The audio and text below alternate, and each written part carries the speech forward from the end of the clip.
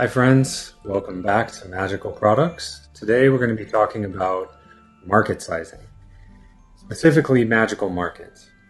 So one of the things we need to do when we first start thinking about what product we want to build is actually something before that, which is what market we want to enter. So there's some shortcuts and some tricks that we can use in order to determine the best market that we should enter. I'm going to show you that trick today. And remember, as always, magical decisions. Are you moving closer or are you moving farther away? And then, of course, a little bit about us. And then I've also included a blank page here at the end of the PDF, which I'll include in the notes, where you can scribble your own thoughts, either digitally, on paper. It's just a blank place for you to put down some of your thoughts and ideas. Okay, great. So let's take a look here.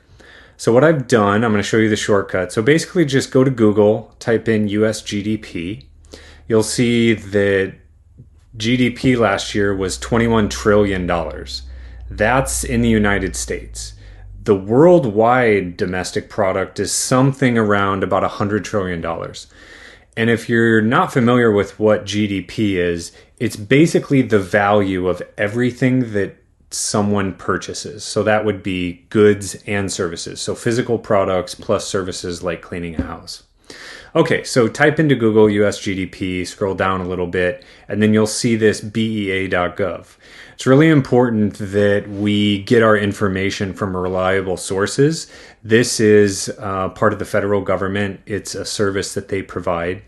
And so if you click on that link, I already have it open, just doing this to make things easier.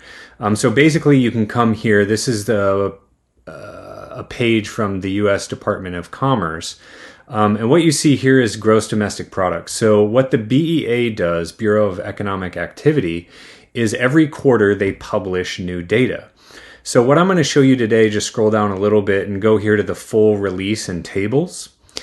And you can come back here anytime. There's a lot of stuff that you can explore. It's very interesting if you're into this sort of thing, of course. I recommend you spend some time with it. This will really help you identify a market. And markets beat products and great operators 10 days out of the week. Okay, so here's their latest release. This came out December 22nd, 2021. So obviously I'm recording this a little bit after that. But this is the most up-to-date data in the world on the United States and what everybody spent. Okay, so this is maybe 20, 30 pages, and it's relatively long. I'm just going to highlight a couple pages here, so forgive the scroll as I go through. I've also included a PDF in the show notes that highlights some very specific items, and we'll go through that in a second. But here we are. So first thing I want to show you is the change in GDP. So what happened to our country, and I say our because I'm located in the United States. Other countries around the world may or may not publish something like this, but I'm just using the United States because I live here. Pick your market, pick your country, maybe the territory where you live or where you want to live. And do the same thing, same concept. So basically I want to show how did this increase or decrease from last quarter? What we see here is here's the highest sector up top here that increased, and here's the ones that decreased the most. On a percentage basis, not that much, but when you're talking about trillions or tens of trillions of dollars, these small percentages add up to a lot of money.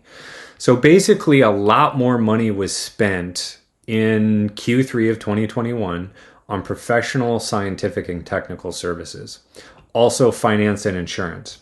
Interesting, right? Where did money not be spent? Retail. People weren't buying clothes. People also weren't buying construction. This might have been due to higher prices related to the pandemic. So interesting points there for you to consider. Let's keep going. I want to highlight a couple other things for us. This just gives you a list of charts. So we're going to skip past a couple of these. These are just percentage changes.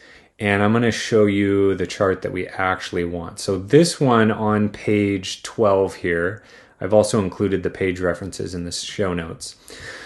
So be careful you're looking at the right column. So this is billions of dollars, and then this is something we're not going to get into. But basically, look at the year. Here was all of 2020. Here are the last 2 quarters of 2020, and here's the quarters in 2021. So Q3, this is the most up-to-date data right here. So this is the total gross domestic product. Basically, all the money spent on goods and services in the United States in the third quarter of 2021. All right, so $23 trillion. And this chart shows you how this is broken down. And this is goods, like I said, so these are physical objects, and these are the services, right? So like cleaning, healthcare, transportation. Excuse me. So what you can do as you go down here is you can see where the money is spent. Obviously, good markets are markets where people are spending a lot of money.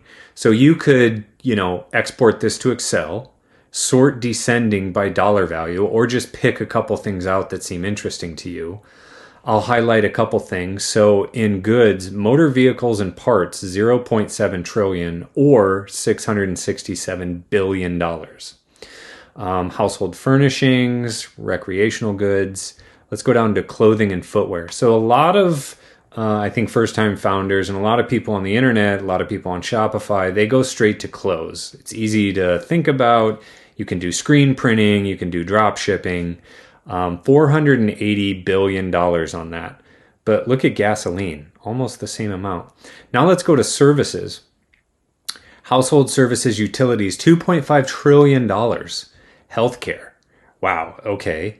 So almost 5 times the amount we spent on clothes and shoes was spent on taking care of our health. That's a good market. As our population grows older, which is going to happen over the coming decades, this number I expect to go up quite considerably.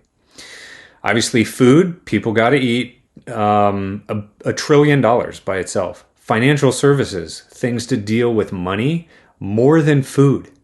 Money, people spend more money on money than money on food. Isn't that surprising? Other services, that's a big one. We should look into that one. Okay, let's keep going. So what about like fixed investments? So these would be assets, right? So things that may appreciate in value or could produce cash flow streams for you. Industrial stuff, you need a lot of money, some sophistication to work in that market.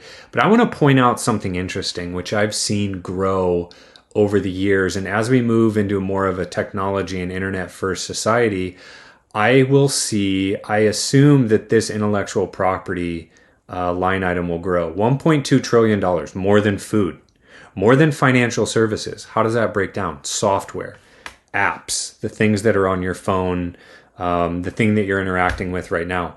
R&D, research and development.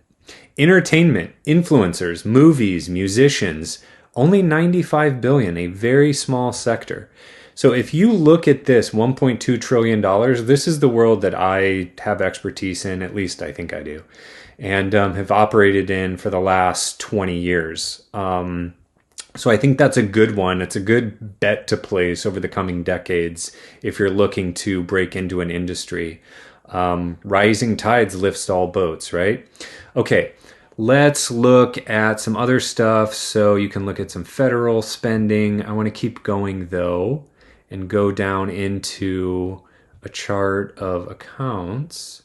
That's a change. We're going to keep going here. 18. So this is interesting. Let's look at personal income. This tells you how much people got paid, right? Compensation of employees, $20.7 trillion.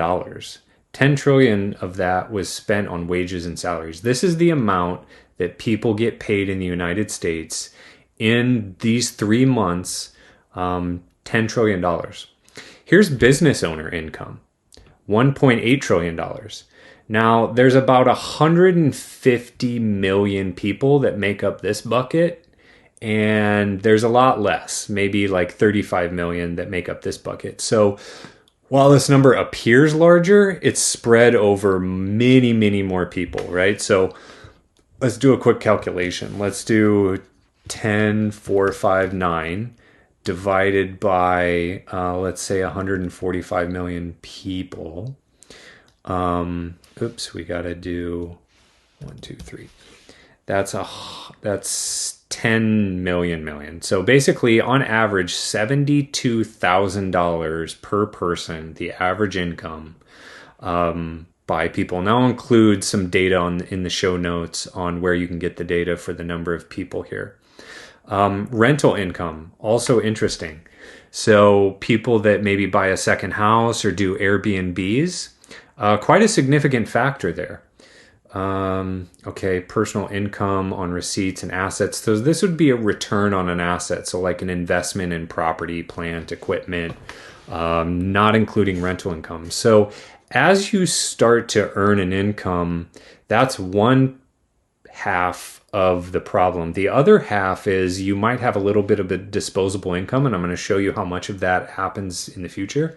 Give me just a couple minutes. What do you do with all that money?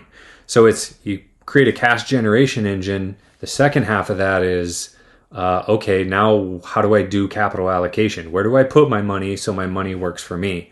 You put both of those things together and you have an income generation engine that can continue to work for you while you take, time off, go on a trip, or maybe you just want to mow the lawn. I don't know.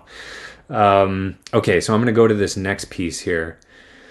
So corporate profits, there's a lot of really interesting information here. Okay, so corporate profits. What was all the money spent by corporations in Q3 2021? You can see how this is broken down. 45 billion. This goes down into like federal, non-federal. You can see all the items that they spent money on. Cool. Let's keep going. You can see a little bit more information on utilities and transactions. Here's the private industries. You can see by sector what was the growth rates or what was the contribution to percentage change. So let's look for a big number down here. 1.54. Interesting. What is that? Professional and business services. Okay. Easy to get started. Very, very high margins. What you really need is to develop expertise and be the best in the world at something. Go super, super duper niche where you're the only person in the world and develop a lot of expertise. Mine specifically is product. And so that's why we're here today talking about it. But you can start to hone in on things that interest you and see like, okay, maybe where do I have interest? Where do I have a skill set? Where can I see myself working in for the next, let's say 10, 20 years that I'm going to have some fun in? Okay, great. So let's pause here and then I'm going to show you some more data.